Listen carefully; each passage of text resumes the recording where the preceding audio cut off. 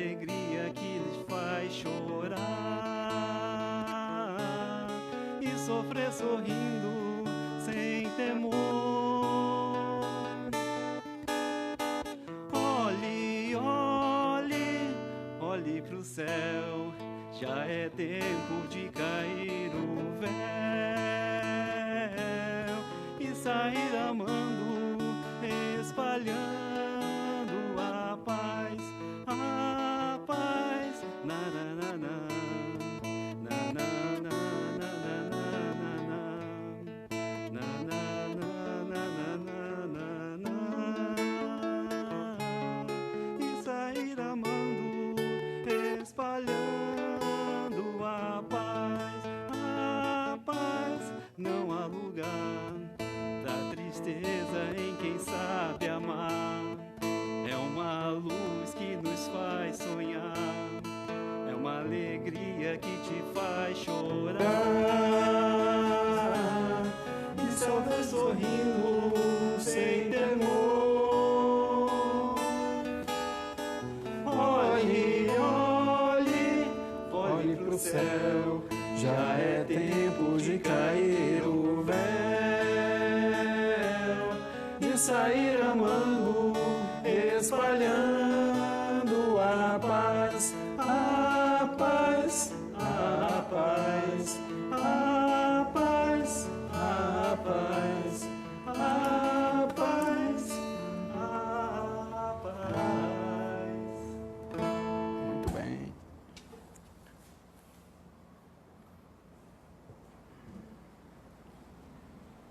Fazer mensagem? Aham. Boa noite. Vontade. Falando de fé. Crê firmemente, crê em Deus Pai, crê na vida que tens, crê em ti mesmo. Para aquele que tem fé, nenhuma dificuldade é obstáculo que não se possa transpor. Nenhuma dor é sofrimento que não se consiga suportar.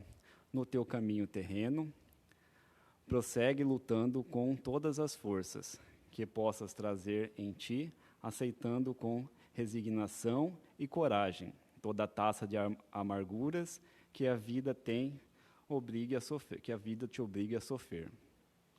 Aprenderás com as lutas a ser mais forte interiormente e com o sofrimento crescerá em humanidade e paciência.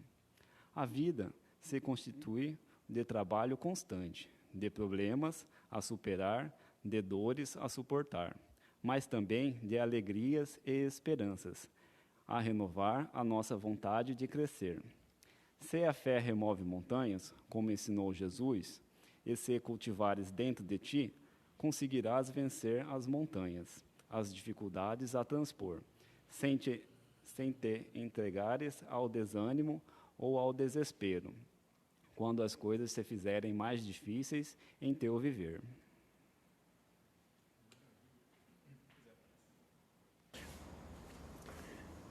Vamos nesse instante, diante dessa mensagem maravilhosa, vamos pedir ao Pai que esteja conosco mais essa noite, para que possamos falar um pouco sobre Teus ensinamentos. Que o Senhor nos abençoe, nos acompanhe, nos ilumine e nos proteja sempre. Graças te damos e que assim seja. Gente, muito boa noite a todos, vocês que estão aqui acompanhando a gente aqui pelo Instagram e pelo Facebook. Fiquem à vontade, hoje a gente vai fazer a nossa palestra pública. Para a gente se adequar a essa atual circunstância, né, Jonathan? A gente adiantou a nossa palestra pública, que antes era às 20 horas, a gente passou para as 18h30 justamente por conta do toque de recolher, né, que é às 20 horas, né? Não dava para começar a palestra na hora do toque de recolher. Então a gente adiantou para as 18h30 aqui no horário de Cuiabá, né, Cuiabá, Mato Grosso. E vamos lá, né? Vamos falar hoje do capítulo 5, Jonathan, Bem-aventurados os aflitos. Cara, essa mensagem aqui que você leu, está na página 75, né? Que eu estava olhando ali. Estava só de rabinho de olho observando. Essa mensagem, falando de fé, isso aqui, ela vai exatamente ao encontro daquilo que a gente vai falar hoje aqui do Evangelho, né? Olha que bacana aqui, ó. Bem-aventurados os que choram, porque serão consolados. Vamos lá, vamos continuar aqui nessa fala de Mateus aqui. Quer dizer, na fala de Jesus, né, transcrita por Mateus, né? Bem-aventurados os famintos e sequiosos de justiça, porque serão saciados. Bem-aventurados os que sofrem perseguição por causa da justiça, pois deles é o reino dos céus. Gente, todos nós sabemos, né? Tá bem claro, né? Se eu ficar falando isso, é meio que, como diz, chovendo molhado, né? A gente sabe que isso aqui vai acontecer quando a gente acredita no futuro. Quando a gente crê em Jesus, quando a gente leva a sério todas as falas dele, a gente sabe que tudo isso é uma consequência do futuro. Sabemos que onde nós estamos, nesse mundo de provas e expiações, dificuldades, diante até mesmo da nossa inferioridade, tudo isso aqui, nesse momento, não é possível. Não é. Porque imagina o seguinte, vamos imaginar um mundo, Jonathan, em que, na atual circunstância, vamos imaginar um mundo em que simplesmente as pessoas vão receber, cada um recebe ali, a chance de conduzir a própria vida. Eu falo o seguinte, digamos que se acabem os governos, né? Até um exemplo político, né? Se acabem os governos, aí coloca assim, cada cidadão vai exercer o seu papel. O que vai acontecer? Bagunça, né? E na atual circunstância, cada um ia tentar se sobressair, correto? Sim. Então, a gente sabe que no momento em que a gente está, na posição que a gente está, em todas as circunstâncias evolutivas que a gente se encontra, tudo isso é um pouquinho complicado acontecer agora. Então, por isso que Jesus já coloca que a fé é no futuro.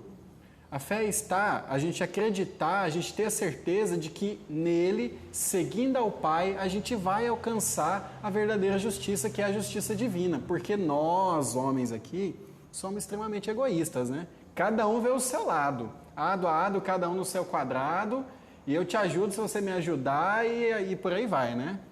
Os fins justificam os meios, e por aí se vai. E aí, gente, olha só, Lucas, ele continua aqui, ó. Bem-aventurados vós que sois pobres, porque vosso é o reino dos céus. Bem-aventurados vós que agora tendes fome, porque sereis saciados. Ditosos vós que agora chorais, porque rireis. Sabe o que eu acho interessante aqui? É que assim, num senso comum das coisas, existe uma leve tendência, né, da gente, dentro do nosso pequeno sentimento, do nosso pequeno mundinho, né? Meu mundo e nada mais, né? Aquela musiquinha do Guilherme Arantes.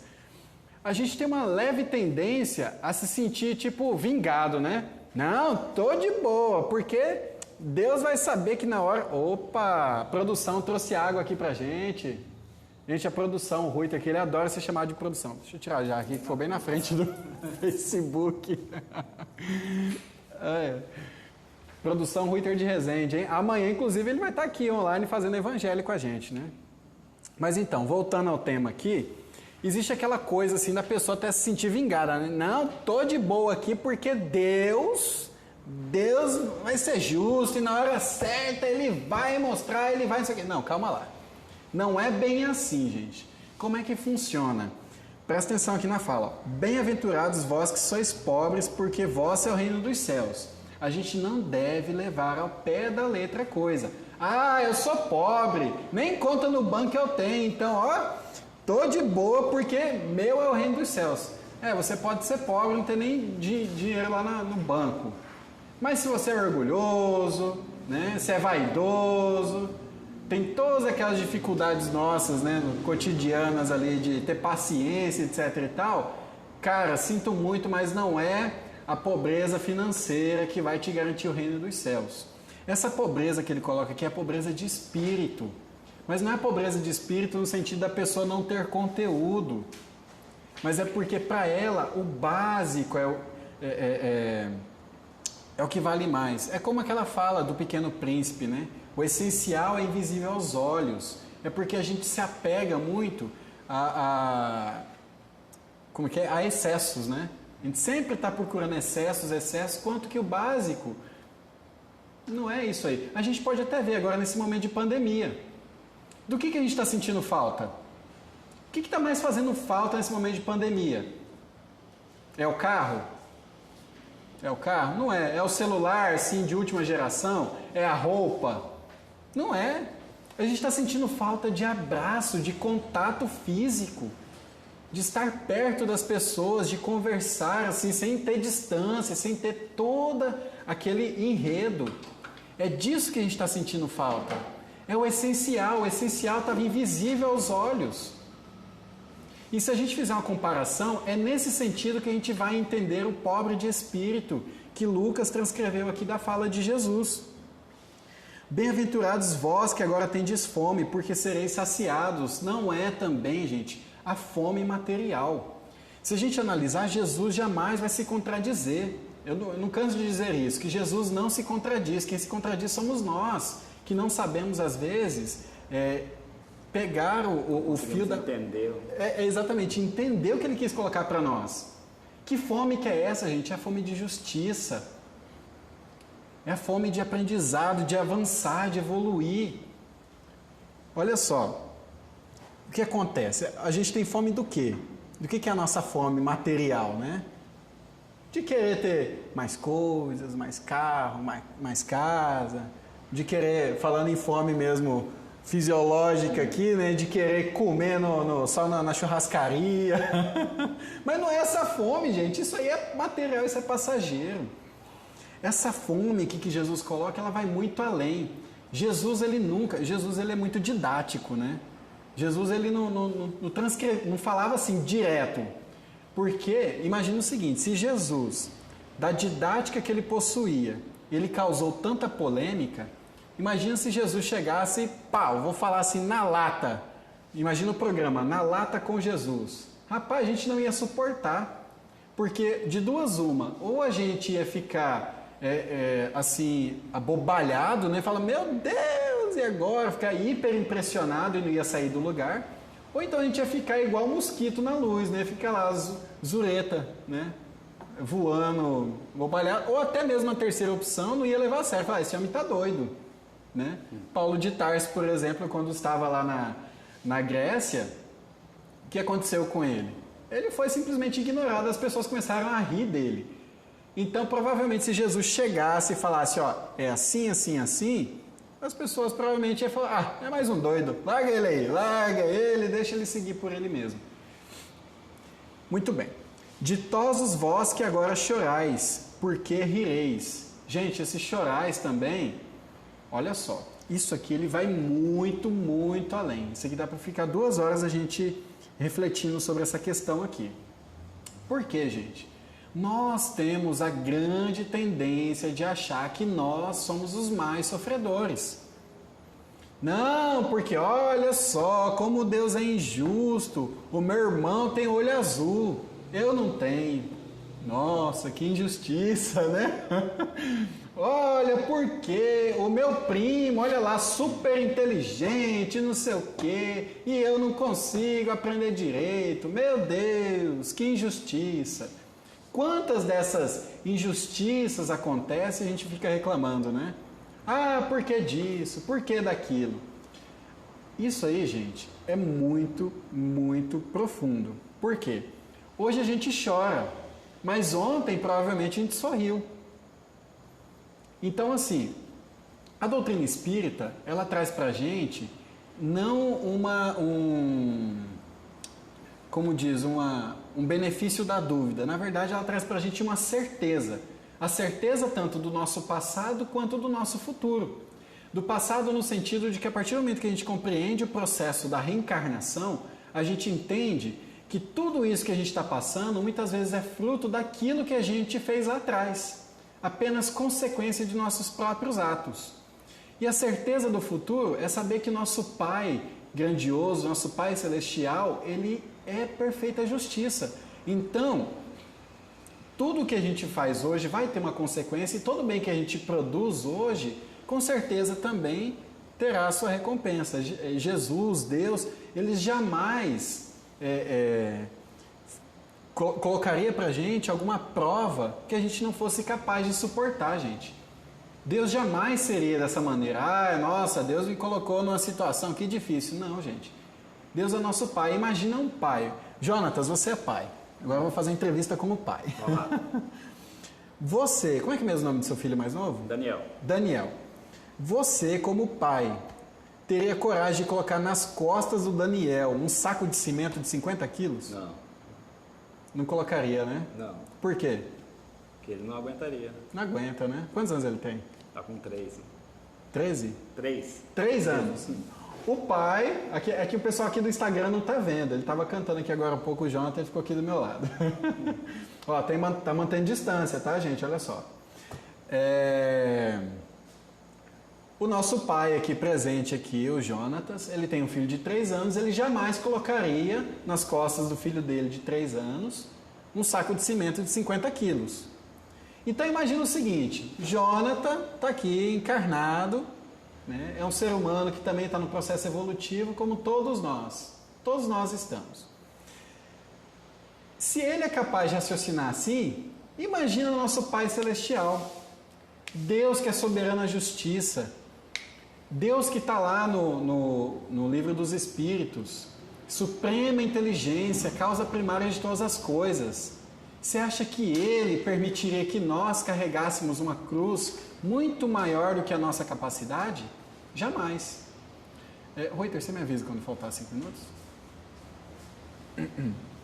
Então, gente, se a gente acredita, se a gente confia na justiça divina, a gente passa a ver todas as nossas dificuldades, todas as nossas provas, como um processo evolutivo em que a gente necessita passar. E muito melhor ainda, a gente passa a entender que dentro desse processo reencarnatório nosso, a gente às vezes está pagando alguma determinada dívida.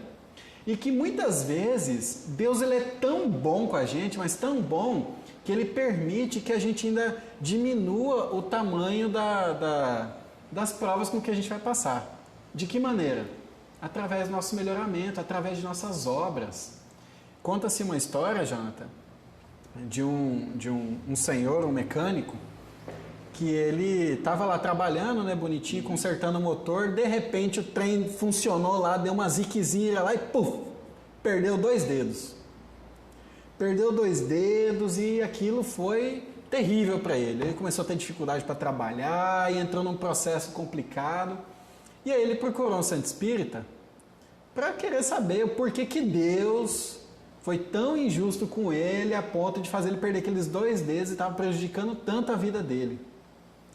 E aí, nesse centro espírita, foi feita uma revelação para ele, que na vida anterior, estava ele no sítio, né, bonitinho lá, roçando, né, e tudo mais, e aí ele teve um desentendimento com um amigo dele, e nesse desentendimento ele pegou a foice e cortou o braço da pessoa. Cortou o braço, né? E aí que pela justiça divina, ele deveria nessa vida também perder o braço. Mas que ele, por ter se transformado nesse meio tempo, por ele ter feito muitas coisas boas, essa foi a parte que eu não contei da história, por ele ter feito muitas coisas boas nessa atual vida, foi dado a ele o benefício de perder somente 2 dedos. Olha só, aquilo que a gente julga ali naquele primeiro momento, como, nossa, meu Deus, que dificuldade que ele está passando, ele perdeu 2 dedos, mas olha, ele tinha que perder um braço. Um braço para os 2 dedos é uma diferença absurda, né? Sim. Então a justiça de Deus, gente, ela não tarda e ela não falha. Nós aqui, né, ficamos patinando ali, né? A gente fica lá entre o erro do passado, o erro do presente, arrumando mais dívida para o futuro. A gente vou fazer uma comparação aqui, ó. Nós somos o famoso devedor de cartão de crédito. Sabe aquele cara que deve no cartão de crédito, no cheque especial, empréstimo e o caramba 4? Então, essa pessoa vai lá, o que ela faz? Ela está devendo no cheque especial. Ela recebe o salário. Ela paga o cheque especial, aí na hora que, aliás, paga a parte do cheque especial, outra parte que sobra, ela paga o cartão de crédito, libera o limite para ela gastar mais. A gente é assim. A gente é desse jeitinho. A gente mal curou a dívida do passado lá, a gente já está arrumando uma nova, né? Vamos avançar aqui, ó. Olha que interessante aqui. Mas ai de vós ricos. Isso também é Lucas, lá no capítulo 6, versículo 24 e 25. Porque tende vossa consolação no mundo. Ai de vós que estáis saciados, porque tereis fome. Ai de vós que agora rides, porque sereis reduzidos a prantos e lágrimas. Vamos lá, vamos fazer outro pequeno parênteses aqui, gente. Se a gente levar ao pé da letra, é igual aquela história, né? Jesus ele falou, mais fácil entrar um camelo, né, no buraquinho da agulha do que um rico no reino dos céus, né? Se a gente levar ao pé da letra, a gente vai imaginar lá o camelo, o animal, tentando passar na agulha. Jamais vai passar mesmo. Ou que se a pessoa é rica, ela... Ou que se a pessoa é rica, está condenada, né? Está condenada. Então, gente, se a gente puxar lá nos fatores históricos, a gente vai saber que esse camelo que Jesus colocou não era o camelo animal, era o barbante, né? Que na época era chamado de camelo, né? O fiozinho lá. Que era difícil também, mas você, com jeitinho passava, né? E aí, gente, fica aquela seguinte questão aqui para nós. Olha só que ele coloca. Ai de vós que estáis saciados, porque tereis fome. Ai de vós que agora rides, porque sereis reduzidos a prantos e lágrimas. O que ele quer dizer, gente, não é que a pessoa que está aqui agora, que está em uma bem-aventurança, significa que ela simplesmente virou, como diz, morreu, pronto, entrou em desgraça. Não, não é isso que ele está querendo dizer aqui, não. O que ele coloca, gente, é que aquela pessoa que pratica os excessos, que não aproveita a oportunidade de ter a riqueza, a inteligência, o acesso às coisas para se melhorar. Porque pensa o seguinte, a pessoa que tem ali muitos bens materiais, ela tem muito mais condições de materialmente ajudar mais gente. E até mesmo de ter um alívio material para que ela possa se dedicar mais aos trabalhos do bem. E ela também tem a oportunidade de poder estar com a consciência tranquila, né? E poder, é claro que quem não tem tantos bens materiais também vai estar com a consciência tranquila, né? Mas é só um exemplo aqui. Mas essa pessoa que está com os bens materiais ali sobrando, né?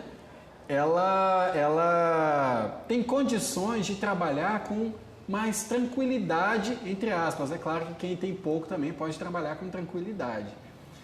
A questão é que, a partir do momento que a pessoa abusa daquilo que foi dado a ela em benefício para que ela pudesse utilizar para o próprio avanço, se ela não aproveita isso, ela realmente vai cair em desgraça.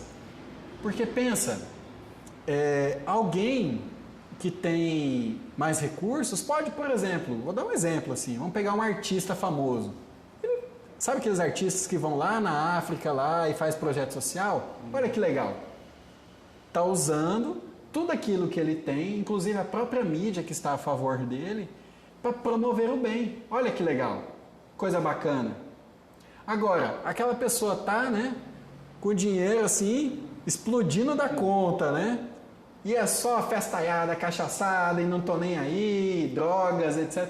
Gente, essa pessoa está plantando, está cavando o próprio buraco. E aí vem um detalhe também, né?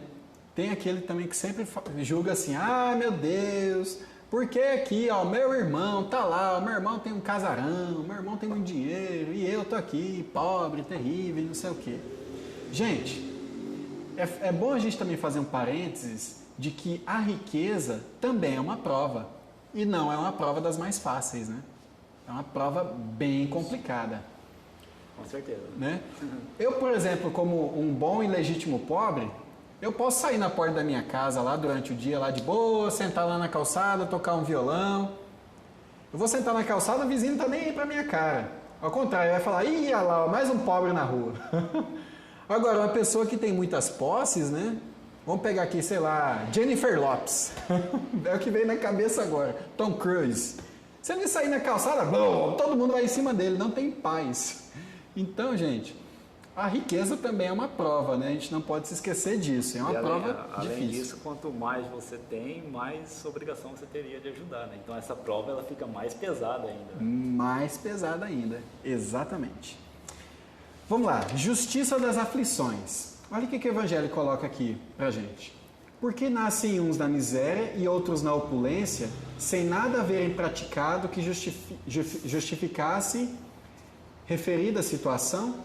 Porque alguns nada A uns nada é bem sucedido, enquanto outros tudo parece sorrir. E aí a gente procura a resposta, né? O Evangelho já coloca aqui pra gente, nas causas anteriores da aflição, né? Olha só, gente, eu trouxe aqui 2 livros do Clube do Livro Espírita. Esse aqui é O Horizonte Vermelho e esse aqui, Amor e Resgate. Esses 2 livros têm uma coisa em comum, assim, que é bem legal a gente citar. Fica tranquilo que eu não vou dar spoiler da história, mas eu garanto que são bem legais esses livros aqui. Ele coloca aqui, ó, no primeiro momento, eles vêm contando uma história, assim, no momento atual dos personagens, né? Aí a gente fica, né? Meu Deus, por que fulano tá fazendo isso? Nossa, fulano é ruim, não sei o que, sabe uma pessoa perseguindo a outra, aquela coisa toda? Aí você fala assim, meu Deus, Ave Maria, que raiva que tá dando esse personagem aqui. Ah, mas ele podia morrer. Tem hora que a gente tem esses sentimentos inferiores, né? Fala, bem feito pra ele, né? Aí depois a história pega e começa a contar quem foi quem na vida anterior. Aí você fala, ih, rapaz, espera lá, não é bem assim. Vamos lá. Essa pessoa que agora tá boazinha, mas na verdade o que ele fez lá atrás lá não foi lá, né? Não foi muito cristão, não. E aí, deixo aqui de recomendação para vocês, tá? São 2 obras maravilhosas, vale muito a pena ler, tá? No Clube do Livro Espírita tem aqui. Tem aqui na Casa Espírita, se alguém quiser emprestar, entre em contato com a gente, que a gente marca um dia aqui para vir retirar rapidão, tá? Porque não tá tendo contato, né? Chega aqui, a gente joga álcool na capa do livro e te entrega. Vale muito a pena ler. E é bom que abre os nossos horizontes para a gente poder entender melhor essa questão dos nossos sofrimentos. Porque hoje a gente se julga a mais sofredora das criaturas. Ai meu Deus, por que isso está acontecendo comigo? Mas se a gente vasculhar um pouquinho lá atrás, a gente vai ver que tudo que a gente está passando às vezes está sendo pouco perto de tudo que a gente causou. Todo o sofrimento que a gente causou. Vamos pegar um exemplo aqui. Calma que é só um pedacinho do livro, não vai, como diz, dar spoiler da história como um todo. Tem uma situação aqui em que um casal resolve fugir. Nesse momento que esse casal resolveu fugir para viver este amor incondicional, o pai da moça e o noivo da moça se embranharam atrás deles. Começaram a procurar, e nesse meio caminho, o ex-noivo, ele encontrou o casal. Mas nesse momento que ele encontrou o casal, esse casal já tinha brigado, eles viviam como nômades, né? Eles não podiam ficar em nenhum lugar, porque sabiam que em algum momento alguém podia alcançar eles. E aí quando chegou lá, o ex-noivo tentou agredir os dois. Eu não vou contar o que aconteceu. Mas o detalhe é que enquanto eles fugiram, a família do rapaz entrou em desgraça, porque o pai da noiva era alguém muito poderoso que começou a perseguir aquela família. E aí o pai morreu de desgosto, o outro irmão se matou. Imagina, olha a cadeia de consequência das coisas por conta de uma atitude. A pessoa pensa nela mesma e esquece ao redor. E o Evangelho ele coloca aqui pra gente, daqui um pouquinho eu vou ler esse trechinho, sobre as consequências daquilo que a gente faz. Olha lá que legal aqui, ó. Os sofrimentos da vida são de 2 tipos. Ou um se preferirem, possuem 2 fontes bem diferentes, que importam distinguir. Umas possuem causas na vida presente e outras fora dela. Gente, olha só. Muitos de nossos sofrimentos hoje, muitos, não estou dizendo todos, são causados nessa vida mesmo. A gente está procurando agora. Sabe, o dedinho na tomadinha? Quando a gente enfia o dedo na tomada, o choque é na hora. A maioria dos nossos sofrimentos são causas da atual existência. A gente causa as nossas aflições. A gente procura e a gente encontra. Quem procura, acha. Essa regrinha é básica e ela sempre funciona. Quem procura, acha. E a gente encontra. Todas as vezes a gente vai lá e causa, arruma para nossa cabeça, né? Tá lá um vizinho bêbado, com somzão alto. Aí o camarada vai lá nervoso tomar satisfação e mandar o vizinho abaixar o som. Aí o outro tá bêbado. O que vai acontecer? Vai dar uma ziquezira ali, não vai? Vai dar briga. vai dar briga. Ele causou, entendeu? Ah, mas o meu vizinho tá com som alto. Rapaz, fecha a janela, entendeu? E vai orar por ele. É a melhor coisa que você faz. Aquele ditado, né? Quando um não quer, dois não briga, né? É quando um não quer, dois não briga. Os casamentos, por exemplo, a pessoa casou com a outra só para obter vantagens financeiras ou vantagens políticas ou coisa assim. Qual é a consequência disso? Vai dar ruim. Lógico que vai dar ruim, gente. A maioria dos nossos problemas a gente causa aqui justamente porque a gente fica preso à materialidade ou ao nosso egoísmo ou ao nosso imediatismo.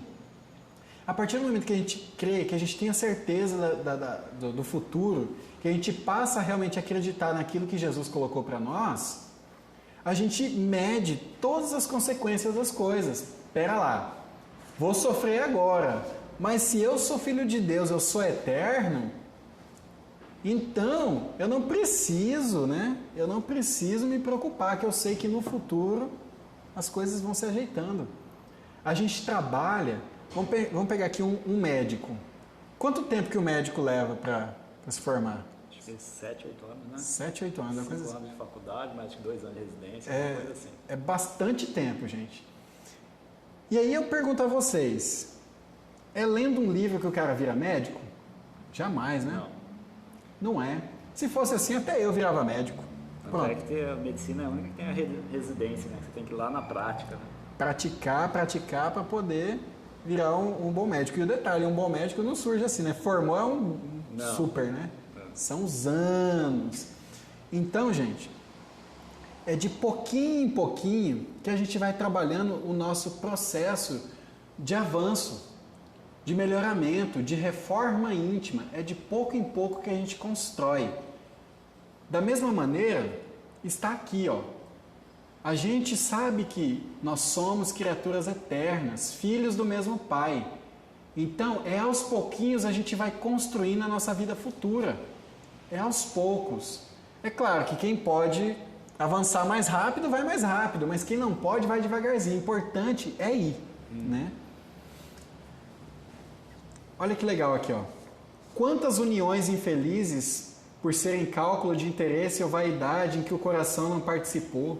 Quantos desentendimentos e funestas disputas poderiam ser evitadas com maior moderação e menos suscetibilidade? Quantas moléstias e enfermidades resultam da intemperância e nos excessos de todos os gêneros? Então, quantas vezes em nossa vida, por falta de temperança, a gente cometeu excessos e adquiriu um débito ali, né? E olha que interessante aqui, Jonathan, ó. Mas a lei não alcança nem pode todas as faltas. Pune mais especialmente as que prejudicam a sociedade e não as que são nocivas só aos que a cometem. Interessante é o seguinte, que as faltas que a gente pode ter certeza que a gente tem que pagar são todas aquelas que vão ter uma consequência para a sociedade. Ah, Paulo, então aí tá fácil. Beleza. Negativo. Vamos pegar numa coisinha simples aqui, ó. Vamos pegar na seguinte circunstância. Imagina um camarada que está no trânsito. Vamos fazer uma teoria do caos aqui agora, né? O cara que está no trânsito e por sua imprudência, ele vai lá e bate no motoqueiro, machuca o motoqueiro. Olha o que vai acontecer. Esse motoqueiro vai ter que ser resgatado, correto? Correto. Vai ter que ser resgatado, vai ter que ir para o hospital, etc e tal. Imagina que esse motoqueiro, ele é o único sustento da família dele. A partir do momento que ele está no hospital, tem como ele manter a família? Imagina que ele é um motoboy que ganha por entrega, né? Ganha por entrega, tá lá. E só ele mantém a família dele. Está em época de pandemia, só ele, a esposa dele é um grupo de risco, não pode sair, os filhos são pequenos, ele trabalha como entrega e por imprudência às vezes está usando o celular no trânsito, ou está dando uma louca, quer correr, quer ser o bonitão.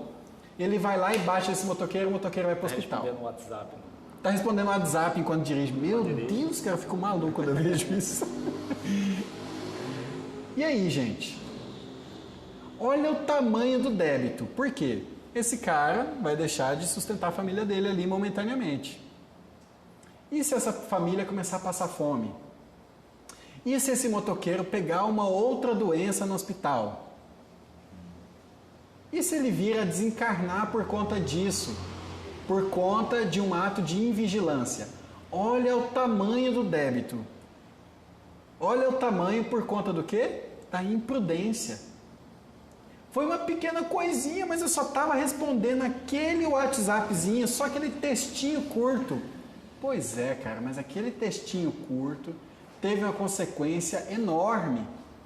E o Evangelho deixa claro pra gente que a gente vai ter que dar conta disso. Tá aí um débito que criou. Imagina a consciência da pessoa, né? Como é que fica? E agora? O que vai ser? A consciência da pessoa que causou o acidente. Mas Paulo, então o Evangelho colocou aí que as pequenas coisinhas, pequenas faltas, não, a gente não vai ficar isento, né? Não, pera lá, olha lá. Os sofrimentos disso decorrentes são para ele uma advertência que procedeu mal. Ortogam-lhe experiência, fazem-lhe perceber tanto a diferença entre o bem e o mal, quanto a necessidade de melhorar para evitar no porvir o que lhe foi um manancial de aflições, sem o qual nenhum motivo teria para se emendar. Confiante na impunidade, retardaria seu adiantamento e, por conseguinte, sua felicidade futura. O que o Evangelho coloca para a gente é que mesmo as faltas pequeninas, elas terão suas consequências. E logo elas devem ser reparadas. A gente tem que reparar tudo aquilo que a gente causou. Por quê, gente? Imagina o seguinte, se não reparasse, a pessoa, Deus é de boa, Deus é meu brother aí, rapaz, Deus vai me aliviar essa aí, entendeu? Tá de boa, tá suave na nave. Se fosse assim, a gente nunca ia avançar. A gente ia entrar numa guerra, né? Sim. Paulo, mas olha o quanto o mal impera, e não sei o que, e papapá, a sociedade, olha, morreu o seu Zé era alguém tão bom. Pera lá, gente, o seu Zé era um homem bom, né? Mas por que não morre um bandido? Morreu o seu Zé, que era um homem bom. Morrer bandido. Tá, vamos fazer uma análise aqui da coisa. Gente, o mal impera? O mal é maioria? Essa é a pergunta. A resposta, gente, é óbvia. O mal não é maioria. O mal é barulhento. Ele apenas é barulhento. Porque se imagina, se realmente o mal imperasse, a gente não viveria. Simplesmente ia ser uma guerra para todo lado, ia ser aquela loucura. O mínimo de ordem existe porque o bem é maior do que o mal. Aliás, o mal nem existe, existe a ausência do bem. Mas a gente apelida essa ausência do bem de mal. Então, a partir do momento que a gente crê em Cristo, tem a fé no futuro e sabe que tudo que a gente passa é consequência de nossas próprias atitudes, a gente passa a viver melhor. E a gente passa mesmo de verdade a crer em Deus. Porque, gente, a doutrina espírita é clara para nós. Não foi o Jonathan que me causou o mal. Eu procurei. Todas as minhas dívidas eu procurei. Assim como as dívidas dele, ele causou. A doutrina espírita não terceiriza nada para ninguém. Até eu costumo falar isso, né, Jonathan? Sim. A pessoa chega lá e fala assim: é o capeta! O capeta me fez trair a mulher, e não sei o que. Gente, olha só. Eu vou falar um negócio aqui que às vezes tem gente que não gosta. E é meio polêmico às vezes. Tem hora, gente, que o capeta é inocente, sabia? Porque é tão fácil falar que a culpa é do capeta, né? Mas o capeta não foi lá trair Não foi lá e te agarrou pelo pescoço e falou, vai lá, trai a sua mulher agora. Não. O capeta fez até o papel dele, que foi te influenciar. Você foi porque quis. Porque quis. A doutrina espírita, ela é muito clara para nós. Nós causamos as nossas dívidas. Não é o outro, não. São os espíritos inferiores. Gente, o espírito inferior, no máximo que ele vai fazer é influenciar, tentar criar armadilhas ali. Mas ele não vai agarrar a gente pelo pescoço e fazer a gente fazer o negócio. Se a gente quer, a gente avança. Tudo depende de nós, está em nós. A doutrina espírita é clara em relação a isso aí. Tá bem? Gostaria de comentar alguma coisa, Jonathan? Tranquilo. Tranquilo, né? Gente, esse capítulo é enorme e maravilhoso, viu? Eu recomendo a leitura. Eu não tenho o Evangelho, Paulo, o que eu faço? Vai lá na internet bonitinho e digita o Evangelho segundo o Espiritismo, que vai ter bonitinho lá em PDF para poder baixar. Parabéns, Paulo. Obrigado, Geraldinho. Muito bem. Gente, nós vamos fazer agora o passe à distância. Tem uma aguinha aqui, ó, bonitinha.